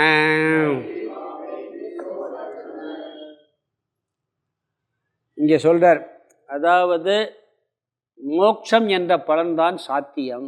எல்லாரும் அடைய வேண்டிய இறுதி பலன் என்ன? மோட்சம். அதை அடைவதற்கு சாதனை ஞானம். ஞானம் என்ற சாதனையினால் மோட்சம் என்ற லட்சியத்தை அடைய வேண்டும் அப்படிங்கிறார். அதுக்கு என்ன ஞானம் சொன்னால், எப்படிப்பட்ட ஞானம், எதை பற்றிய ஞானம் அப்படிங்கிறத சொல்கிறார். எத்தனையோ ஞானம் இருக்குது, ஒவ்வொரு ஞானம் இருக்கா இல்லையா? அந்த கட்டடத்தை பற்றிய ஞானம் இருக்குது, பூமியை பற்றி, பூகோளம், சரித்திரம், எவ்வளோ அறிவுகள் இருக்குது. சயின்ஸ்லேயே எத்தனையோ ஞானமெல்லாம் இருக்குது. ஜாகிரபி, பயாலஜி, கெமிஸ்ட்ரி அதில் இருக்குது. இப்படி எத்தனையோ அறிவுகள்லாம் இருக்கு. இது எதை பற்றிய அறிவு அப்படிங்கிறார். எதை பற்றிய ஞானத்தை அடைந்தால் அவன் மோட்சத்தை அடைவான்னு சொன்னால் சொல்றார், ஜன்ம கர்மச்ச மே திவ்யம். அழகா ஒரு வார்த்தை சொல்றாரு, என்னுடைய திவ்யமான பிறப்பையும் என்னுடைய திவ்யமான செயலையும். இதை யாரு கரெக்டாக புரிஞ்சுக்கிறானோ அதுதான் ஞானம்ங்கிறார். அங்கே என்ன சொன்னார்? ஆத்மாவை அறிந்து கொள்வது ஞானம்னார். புரியுதாங்க? இங்கே கடவுளை அறிந்து கொள்வது ஞானம்ங்கிறார். அப்போ கடவுளும் ஆத்மாவும் ஒன்று தானே? இங்கே ஐக்கியப்படுத்துகிறார். 2வது அத்தியாயத்திலலாம் சொல்லும்போது ஆத்மாவை அறிவது தான் ஞானம்னார். இங்கே என்னுடைய திவ்யமான பிறப்பையும், கடவுளுடைய பிறப்பு, அவருடைய ஜென்மம்னா என்ன, அவர் எப்படிப்பட்டவர், அவர் என்ன செயலை செய்ய, அங்கே ஆத்மா அகர்த்தா அபோக்தான்லாம் பார்த்தோம். அது மாதிரி இவர் எப்படி செயல் செய்கின்றார் அப்படிங்கிற காரியத்தையும் பார்க்குறோம். இது ரெண்டையும் கரெக்டாக ஒருத்தன் புரிஞ்சுக்கிறது ஞானங்கிறார். என்னுடைய திவ்யமான பிறப்பையும் திவ்யமான செயல்களினுடைய உண்மை தத்துவத்தை யார் புரிந்து கொள்கிறாரோ அதுதான் ஞானம்ங்கிறார். உண்மையிலேயே பிறக்கிறது யாருன்னா பகவான் தான். ஜன்மம் அவர் பிறப்பு தான் பிறந்தநாள் கொண்டாடணும். நம்ம பிறப்புக்கெல்லாம் பிறந்தநாள் கொண்டாடக்கூடாது. அவர் பிறப்பு தான் திவ்யமான பிறப்பான். நாமெல்லாம் எதுக்கு பிறந்திருக்கோம்? பாவ புண்ணியம் பண்ணி பிறந்திருக்கோம். அவர் எதுக்கு பிறக்கிறார்? பாவ புண்ணியம் பண்ணி பிறக்கலை. அதனால் அவருடைய பிறப்பு எப்படி? திவ்யமான பிறப்பு அப்படிங்கிறார். அதுதான் மேலான ஜென்மங்கிறார். அவர் சந்தோஷமாக தான் பிறக்கிறார், கஷ்டப்பட்டு பிறக்கலை. நாம் பாவ புண்ணியத்தை கழிக்கு பிறக்கின்றோம். முதல் வரியிலே 2வது ஏவம் யக வேத்தி. ஏவம்னா இவ்விதம், நான் உபதேசம் செய்தபடி, யக வேத்தி யார் அறிகின்றார்களோ, என்னுடைய திவ்யமான பிறப்பையும் திவ்யமான செயலையும் யார் உள்ளபடி அறிகிறார்களோ. உள்ளபடிங்கிறதுக்கு அடுத்து ஒரு வார்த்தை சொல்கிறார், தத்வதகன்னு ஒரு வார்த்தை சொல்கிறார். உண்மையிலேயே அறிகிறார்களோன்னு ஒரு அர்த்தம் சொல்கிறார். முக்கியமான வார்த்தை அது. நானும் பகவான் கீதையில் பகவானுடைய ஜென்மத்தெல்லாம் படித்து தெரிஞ்சுக்கிட்டேன். பாகவதம் படித்தேன். 10 பிறவி எடுத்திருக்காரு. எல்லா பிறவியும் எனக்கு கதையாக சொல்ல தெரியும். அது உண்மையாக அறிஞ்சதில்லை, ஞாபகம் வச்சுக்கோங்க. 63 லீலைகள் செஞ்சார். யார்? சிவபெருமான் பண்ணாரா இல்லையா? அதெல்லாம் நான் படிச்சிருக்கேன். சிவபுராணம்லாம் படித்து அவருடைய லீலைகள்லாம் தெரிஞ்சுக்கிட்டேன்.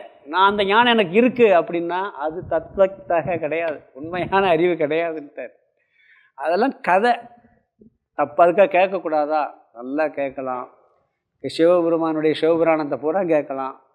பகவானுடைய பாகவதத்தில் எல்லாத்தையும் கேட்கலாம், நல்லா ரசிக்கலாம், ஆனந்தமாக இருக்கலாம். ஆனால் அதுவே மோட்சம் என்ற பலனை கொடுக்காது. சித்த சுத்தியை வேணால் கொடுக்கும், மோட்சத்துக்கு வழியை காமிக்கும். நேரடியாக அது மோட்சத்தை கொடுக்காது. என்னை அறிஞ்சிக்கிறேன், நான் உடம்பை அறிஞ்சிக்கிட்டேன், மனசை அறிஞ்சிக்கிட்டேன், என்னை அறிஞ்சது கிடையாது. இந்த மனசுக்கும் உடம்புக்கும் ஆதாரமான தத்துவத்தை அறிகிறது என்ன எரிகிறது.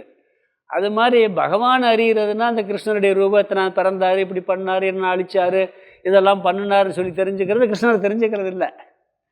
ராமரை பற்றி அவருடைய வரலாறுலாம் தெரிஞ்சுக்கிட்டதில்லை.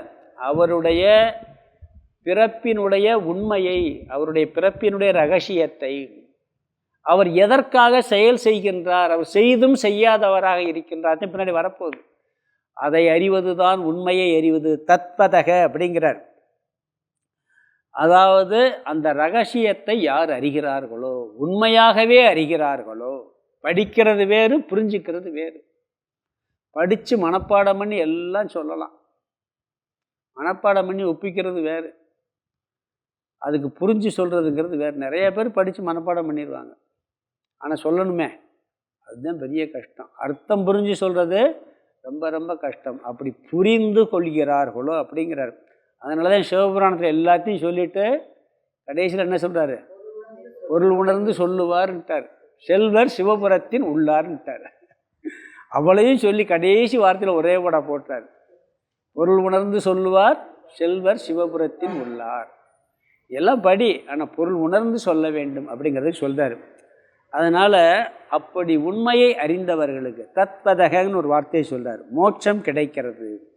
முதல் வரியில் சாதனையை சொல்கிறார், இரண்டாவது வரியில் மோட்சத்தை சொல்கிறார். முதல் வரி சாதனை என்னன்னு சொன்னால், என்னுடைய பிறப்பு, என்னுடைய செயலினுடைய உண்மையான தாத்பரியத்தை யார் புரிந்து கொள்கிறார்களோ, இது முதல் வரி. எவன் ஒருவன், ஏவம், ஏகன்னா எவன் ஒருவன், ஏவம்னா நான் உபதேசம் செய்தபடி, மே திவ்யம், என்னுடைய திவ்யமான ஜென்ம கர்மன்ட்டார். ஜென்மத்தையும் செயலையும், பிறப்பையும் செயலையும், தத்பதக உண்மையாக வேத்தி அறிகிறார்களோன்ட்டார். அப்படி அறிஞ்சால் என்ன பலன்கிறது அடுத்த வரியில் சொல்ல போகிறார். தத்பதகங்கிற வார்த்தை தான் முக்கியமான வார்த்தை. ஏன்னா உண்மையாக அறிகிறார்களோங்கிற வார்த்தை பொய்யா அறிகிறதுக்கு நிறைய வாய்ப்பு இருக்கா இல்லையா? உண்மையானு ஏன் சொல்லணும்னா, பொய்யா தெரிஞ்சுக்கிறதுக்கு நிறைய வாய்ப்பு இருக்குது. எந்த ஒரு தத்துவத்தையும் பொய்யா தெரிஞ்சுக்கிறது ரொம்ப வாய்ப்பு இருக்குது. அதுவும் இந்த வேதாந்த விஷயத்தில் நிறைய இருக்குது. கடவுள் அத்வைதம்ங்கிற சொல்கிறது எத்தனை வேறுபாடு. ஆன்மீகத்துக்குள்ளே துவைதமாக பார்க்குறோம், விசிஷ்டாத்வைதமாக பார்க்குறோம். துவைதம் விசிஷ்டாத்வைதம் மேலோட்டமான உண்மை, ஆனால் அத்வைதம் உண்மையான உண்மை. அவங்க ஒத்துக்கிறாங்களா? துவைதிகள் ஒத்துக்கிறதே இல்லை. அவங்க அதை பொய்யினே சொல்லிடுவாங்க அத்வைதத்தை. இவங்க என்ன சொல்லுவாங்க, அத்வைதி அது உண்மை, மேலோட்டமான உண்மை, விவகாரத்தில் இருக்கிற மாதிரி அது ஒரு உண்மை. ஆனால் அதில் கேள்வி வரும். துவைதத்திலையும் விசிஷ்டாத்திலையும் சில கேள்வி கேட்டால் பதில் சொல்ல முடியாது. அத்வைதத்திலையும் கேள்வி ஃபுல் ஸ்டாப்பே வரும். அப்போ உண்மையில் யார் அறிகிறார்களோ அப்படிங்கிற சொல்கிறார். அது கைத்தை பார்க்குறோம், கைத்தை பாம்பாக பார்த்தாச்சு, பாம்பாக பார்த்ததுனால தான் பயந்து ஓடுறோம், எல்லாம் பண்ணுறோம். கயத்தை உண்மையாக பார்க்குறதுன்னா, பாம்பை உண்மையாக பார்க்குறதுன்னு என்ன அர்த்தம்? கயிறாக பார்க்குறதே உண்மையாக பார்க்குறது. நீ பாம்பாக பார்க்கலாம், மாலையாக பார்க்கலாம், எதை வேணாலும் பார்க்கலாம், ஆனால் உண்மையில் அடிப்படையாக இருக்கிறது என்ன? கயிறு. அந்த கயிறாக பார்க்குறது தான் தத்பதக அப்படிங்கிறார். தத்பதக வேத்தி, உண்மையாக அறிகிறது. ஒரு பொருள் இருக்குன்னு தெரியுது, ஆனால் அது உண்மையாக என்னன்னு தெரியலை. பொருளே இல்லாட்டி தெரியாது. நம்ம அங்கே பாம்பு இருக்குன்னே சொல்ல மாட்டோம். ஒன்றுமே இல்லைன்னு வச்சுங்க, பாம்புன்னு சொல்ல, ஏதோ இருக்கிறது தெரியுது, ஆனால் என்னவா இருக்குங்கிறதான் பிரச்சனை. இந்த உலகம் இருக்குது, உடல் இருக்குது, உயிர் இருக்குது, கடவுள் இருக்கான்னு சொல்கிற எல்லாம் இருக்குது, அது என்னவா இருக்குது, அதே முக்கியம். அது அதனுடைய உண்மைத்தன்மை என்ன, எல்லாம் மாறிக்கிட்டே இருக்குது. இப்போ இந்த டேபிள் இருக்குன்னு சொல்கிறேன், டேபிள் எத்தனை நாளைக்கு இருக்கும்? ஒரு கட்டடம் இருக்குது, கோயில் கூட வச்சுக்கோங்க, இந்த கோயில் கட்டி 10,000 வருஷம் ஆச்சுன்னு சொல்கிறாங்க. சில கோயில் 10,000 வருஷங்கள், இன்னும் 10,000 வருஷம் இருக்குமான்னு தெரியுமா? இருக்காது, எல்லாம் அழிஞ்சிக்கிட்டே. பூமிக்கே ஒரு காலம் சொல்கிறாங்க. அப்போ இருக்குன்னு எப்படி? ஏதோ இருக்குது, பூமியாக இருப்பது பொய். புரியுதுங்களா? இருக்கிறது உண்மை, ஆனால் என்னவா இருக்குங்கிறத உண்மையை அறிவது அப்படிங்கிறார். சூரியனாக இருக்குது, ஆகாசமாக இருக்குது, எல்லாம் இருக்குது, ஆனால் அது மாறிக்கொண்டே இருக்கின்றது. மாறாமல் உண்மையாக எது இருக்கிறதோ, என்னுடைய ஜென்மத்தினுடைய உண்மைத்தன்மையை, என்னுடைய செயலினுடைய உண்மைத்தன்மையை உண்மையாக யார் அறிகிறார்களோ அப்படிங்கிறார். அதைத்தான் இங்கே பகவான் தத்வதக அப்படிங்கிறார். தவறாக புரிந்து கொள்ளாமல் சரியாக யார் புரிந்து கொள்கிறார்களோ அப்படிங்கிறார். மாண்டூக்கிய உபனிஷத்தில் கடவுளுக்கு லட்சணம் சொல்லும் பொழுது அபயே பயதர்சினகங்கிறார். அதாவது அபயஸ்வரூபம் கடவுளுங்கிறார். கடவுளுடைய உண்மையான ஸ்வரூபம் என்ன? அபயஸ்வரூபம். நம்மளுக்கு பயத்தை நீக்குபவர் கடவுள். இப்போ என்ன பண்ணுறோம்? கடவுள் கண்ணை குத்தி போடுவாருங்கிறோம். கடவுளுக்கு பயப்படுறோமா இல்லையா? அபய தர்சினக. அதாவது கடவுளை நம்புவங்களுக்கு எக்ஸ்ட்ரா ஒரு பயம் ஒன்று வருது. ஏன்னா தண்டிச்சிருவாரோன்னு ஒரு பயம் இருக்குது. நாஸ்திகர்களுக்கு அதில் அவங்க வேறு பயமெல்லாம் இருக்கும், இந்த குறித்து வராது. ஏற்கனவே ஒன்று சொல்லியிருக்கேன். ஒரு பையன் திருடிட்டான் சின்ன வயசில். திருடின உடனே கோயில் பூசாரி காசை திருடிட்டான். அவன் திருட்டுத்தனம் பண்ணுறவன். அவன் அப்போ உங்கள் மகன் தான் வந்தேன்னு அப்பாட்ட சொல்கிறாரு. இவர் என்ன பண்ண, இவன் திருடி போனால் அப்பாவுக்கும் தெரியும். அவர் அப்படியே வந்துட்டு, எனக்கு கண்ணு தெரியலடா நீ வாரு திருடிட்ட, என்னை கடவுள் கண்ணை கெடுத்து விட்டாரான்னு சொல்லி கத்துறாரு. அப்பா இங்கே வாப்பா, இங்கே தான் புதைச்சி வச்சிருக்கீங்கன்னு தோண்டி எடுத்து கொடுத்துட்டான். கடவுளுக்கு ஒரு பயம். தப்பு செஞ்சால் பயப்படுறது தப்பு இல்லை. ஆனால் பொதுவாக அவர் நம்மளை அழிச்சு போடுவார்னு சொல்கிறது. கடவுள்கிட்ட தான் பயம் இல்லாமல் இருக்கணும். உண்மையிலே பயம் இல்லாத இடம் எங்கன்னா கடவுள் தான். எனக்கு கூடயே இருக்கார். இமைப்பொழுதும் என் நெஞ்சில் நீங்காமல் இருக்கக்கூடிய கடவுள்னு சொல்லியாச்சுன்னா, இப்போ நம்மளுக்கு பக்கத்தில் யாராவது பெரியவர் இருக்காருன்னு வச்சுக்கலேன். ஒன்று இருக்கார், குழந்தை இருக்குது, அப்பா அம்மா இருந்தால் எப்படி இருக்கும்? ஒரு சின்ன குழந்தைக்கு அப்பா அம்மா இல்லாட்டி பயப்படும். அப்பா அம்மா இருந்தால் புளியே வந்தால் கூட அதுக்கு பெருசாக தெரியாது. ஏன்னா நம்ம அப்பா அம்மா காப்பாற்றி விடுவார்னு ஒரு பயமின்மை இருக்குது. இருக்குமா இருக்காதா? பெரிய ஆள் இருக்கிறதுலே பெரிய ஆள் யார்? கடவுள். அவர் நம்மகிட்ட இருக்காரா இல்லையா? இல்லை, அவர் எல்லா இடத்துலையும் இருக்கிறாரு. ஆனால் என்கிட்ட இல்லை. அங்கிங்கனாதபடி எங்கும் இருக்கிறார், தூணிலும் இருக்கிறார், துரும்பிலும் இருக்கார். ஆனால் என்னிடத்துல இல்லை. எல்லா இடத்துலையும் இருக்கிறான்ட்டு என்கிட்ட இருக்குங்கிற நம்பிக்கை வரமாட்டேங்குது. வந்தால் ஏன் பயப்படணும்? பெரிய ஆளே என்கிட்ட இருக்காரு, இருக்கிறதுலே பெரியவர் என்கிட்ட இருக்கிறாரு அப்படின்னு பயம் இல்லாமல் இருக்கணுமா இல்லையா? அது இருக்கிறது இல்லை. அதனால் என்ன சொல்கிறாருன்னு சொன்னால், அது உள்ளபடி தெரியும் பொழுது இந்த பயமும் போகணும். மாண்டவிக்கியத்தில் சொல்கிறார், அபய தர்ஷனகங்கிறார். கடவுள் அபயஸ்வரூபமானவர், பயத்தை நீக்குபவர் இருக்கு. அப்படிப்பட்ட அதான் உண்மையிலேயே தெரிகிறது. யார் நம்முடைய பயத்தை போக்குகிறார்களோ அவர்தான் கடவுள். பயம் காரணமாக இருக்கிற கடவுள் இல்லை. பகவானை பற்றி நிறைய படித்தாலும் கூட பகவானுடைய ஜென்மத்தை பற்றிய விபரீத ஞானம் இருக்குது, சரியான ஞானம் இருக்கலை. கண்டிப்பாருங்கிற பயம் இருக்குது. அது ஆரம்பத்தில் தப்பு இல்லை. அஞ்சுவது அஞ்சாமை பேதமை, அஞ்சுவது அஞ்சல் அறிவார் தொழில்கிறார் வள்ளுவர். அதர்மத்துக்கு நம்ம பயப்படுறது தப்பு கிடையாது. கடவுள் தர்மத்தை காக்கிறதுக்காரு, அதர்மத்துக்கு தண்ணி கொடுப்பாருன்னு சொல்லி. பொதுவாக கடவுள் அபயஸ்வரூபம் தெரிஞ்சுக்கணும். கூட இருக்கிறார், நம்ம என்ன பண்ணாலும் பார்த்துக்கிட்டே இருக்கார். நம்மளுக்கு எந்த வகையிலையும் அவர் நம்ம கூட இருக்கார், அப்படி ஒரு நம்பிக்கை வேணும். பின்னாடி இந்த அடுத்த ஸ்லோகத்தை அந்த சாதனையை வரிசையாக சொல்ல போகிறாரு. அதில் அழகாக சொல்வார் கடவுள்கிட்ட எப்படிப்பட்ட நம்ம நம்பிக்கை வேணும்னு சொல்ல போகிறார். அப்போ கடவுளுடைய ஜென்மத்தை பற்றி தெளிவாக தெரிஞ்சுக்கணும். அதெல்லாம் விளக்கம் பின்னாடி இதில் வரப்போது பார்க்கப்படும். அவருடைய செயலின் தன்மையையும் நாம் தெளிவாக தெரிந்து கொள்ள வேண்டும். இந்த சரியான அறிவு கடவுளை பற்றி இருந்துன்னு சொன்னால் நம்மளுக்கு துக்கமெல்லாம் போயிடும் சொல்கிறார். பகவானை பற்றிய சரியான அறிவு, உண்மையான அறிவு உண்மையிலேயே இயற்கையாக நம்மளுக்கு இல்லை. ஏதோ இருக்காரு, படைக்கிறாரு, காக்கிறாருன்னு வச்சுக்கிட்டு இருக்கோம். அவரை பற்றிய உண்மையான அறிவு பொதுவாக எல்லாருக்கும் இல்லை. 1999 பேருக்கு அது கிடையாது. பகவான் இருக்கார், அவர் ஏதோ பண்ணுறாரு, செய்கிறார். அவருடைய ஆதாரமான தத்துவம், அவருடைய உண்மையான சொரூபத்தை பற்றிய அறிவு இல்லை அப்படிங்கிறார். எந்த இடத்துல பயம் இருக்கக்கூடாது அங்கே தான் அவனுக்கு பயம் வருது. அதாவது பகவான் ஒரு இடத்துல சொல்கிறார், இந்த முகமூடியை போட்டு ஒரு அக்கா அண்ணன் தங்கச்சியை பயமுறுத்துறதுக்கு இந்த புலி முகத்தை போட்டு வந்தான். என்ன பண்ணேன், பயந்து ஓடும். முகமூடி எடுத்தாச்சுன்னா அண்ணன் கட்டி பிடிச்சிக்கிறேன். இப்படி பகவானுடைய உண்மையான அந்த வெளி தோற்றத்தை வச்சுக்கிட்டு நம்ம என்ன பண்ணுறோம், பயந்துக்கிட்டு இருக்கோம். அந்த அடிப்படை தத்துவத்தை, உண்மையான தத்துவத்தை தெரிஞ்சுக்கிட்டால் பயம் போயிருங்கிறார். அதுதான் மோட்சம். பயம் மோட்ச ஸ்வரூபம் என்ன தெரியுங்களா?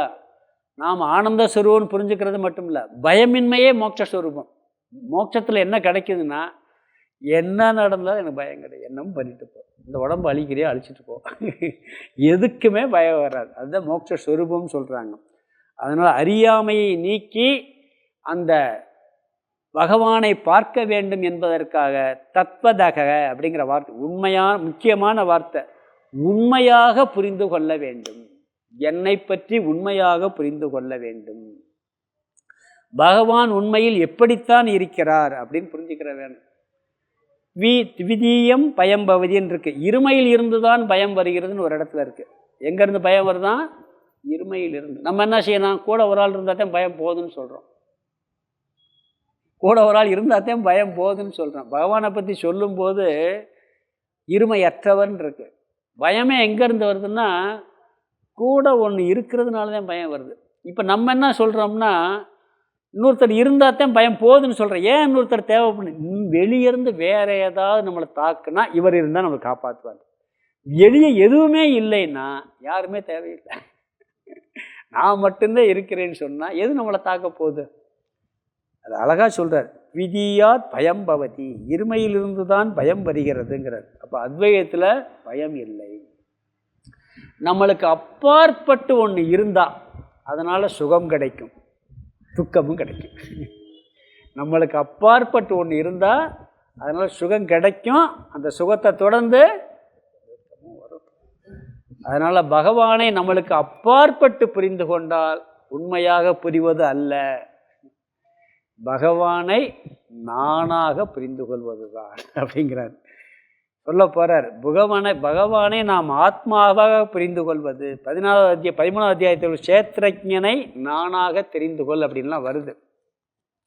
அதனால் இங்கே என்ன சொல்கிறாருன்னா, எல்லா சரீரத்திலும் இருக்கின்ற ஆத்மாவாக நான் இருக்கிறேன்னு சொல்லிட்டார். அப்போ நம்மளுக்குள்ளே எப்படி இருக்கார்? அவர் தான் இருக்கிறார். அதனால் இந்த ஜீவ ஈஸ்வர ஐக்கியத்தை தான் இப்படி சொல்கிறார். ஜீவனும் ஈஸ்வரனும் ஒன்றுங்கிறத சொல்கிறார். பகவானை உண்மையாக தெரிந்து கொண்டால் நம்மளை தெரிஞ்சுக்கிறதாகவும் ஆகிறது. என்னுடைய ஜன்மத்தை பற்றி உண்மையாக யார் புரிந்து கொள்கிறார்களோ அப்படிங்கிற கருத்தை சொல்கிறாரு. இதற்கு இன்னும் மேலும் விளக்கமெல்லாம் கொஞ்சம் இருக்குது, அதை நம்ம அடுத்த வகுப்பில் பார்க்கலாம். ஓம் பூர்ணமத பூர்ணமிதம் பூர்ணாத் பூர்ணமுதச்யதே பூர்ணஸ்ய பூர்ணமாதாய பூர்ணமேவாவசிஷ்யதே. ஓம் சாந்தி சாந்தி சாந்தி. ஹரிஹி ஓம் ஆதிகுருநாத சுவாமிக்கு ஜெய்.